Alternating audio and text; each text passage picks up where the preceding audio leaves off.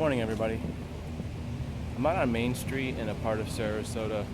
They call this 5 points because I guess there's 5 streets. One over there, one over there, one over there. It's kind of like a big triangle. And for what reason they have this orange stuff, I don't know. It's kind of a hangout for homeless people. Have been hanging out here a lot.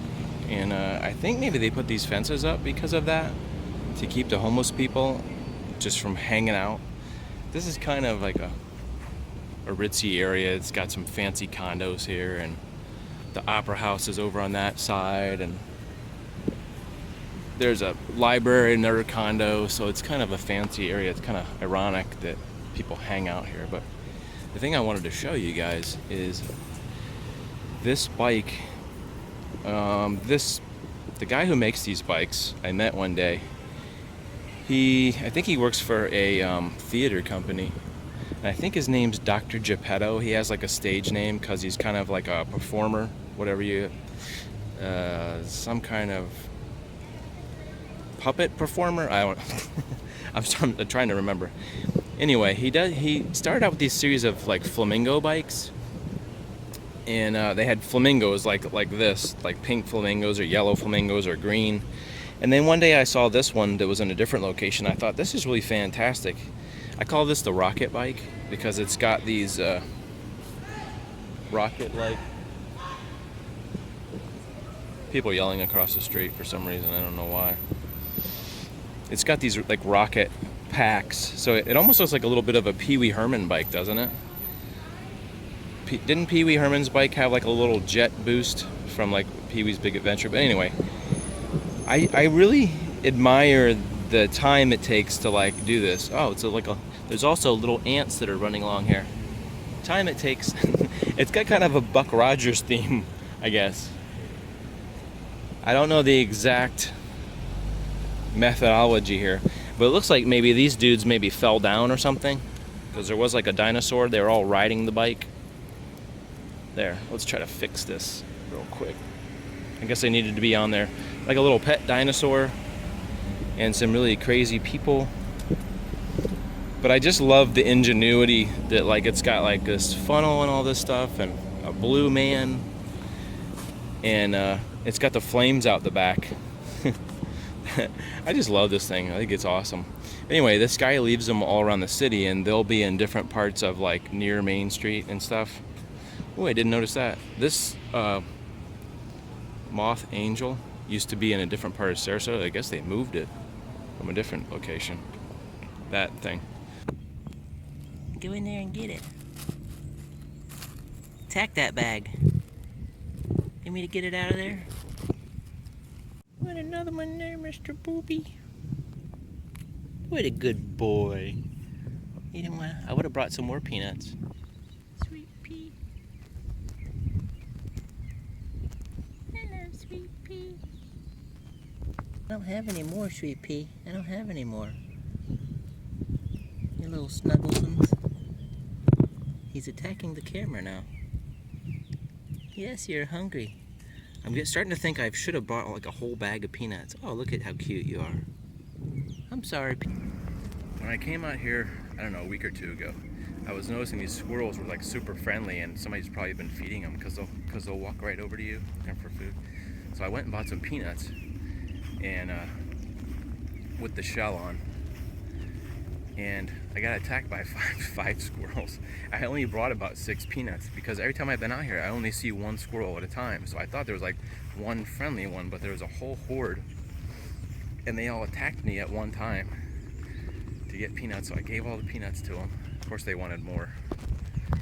So yeah, that's the squirrel story for today. At least they got some peanuts.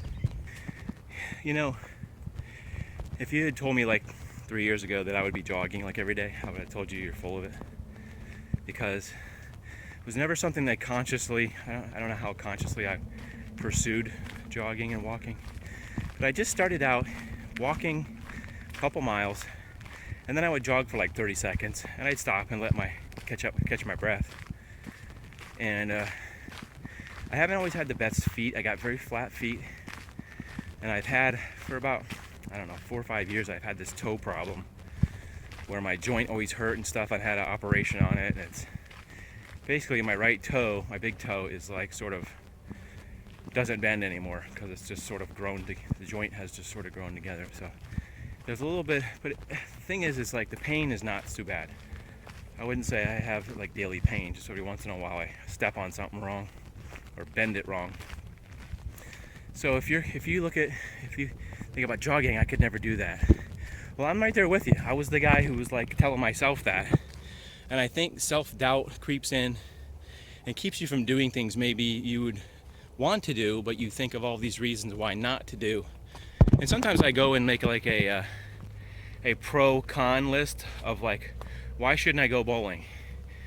You know, health benefits, camaraderie, hanging out with people. And the negative, maybe, oh, my back isn't good, or I have a bad knee. I think you just have to sort of weigh that for yourself. But I would encourage you to either walk or run, because just mentally it really is good for you. I keep talking about this, but I almost think it single-handedly saved my life, really, from a life of extreme depression and stuff. So I just encourage you to try to think about it. You know, just think about walking, baby steps, you know what I mean? And try running. If you have a bad knee, try running. Sometimes it will strengthen your legs, and that's what it's done to me. It's strengthened my feet, my legs, my calves.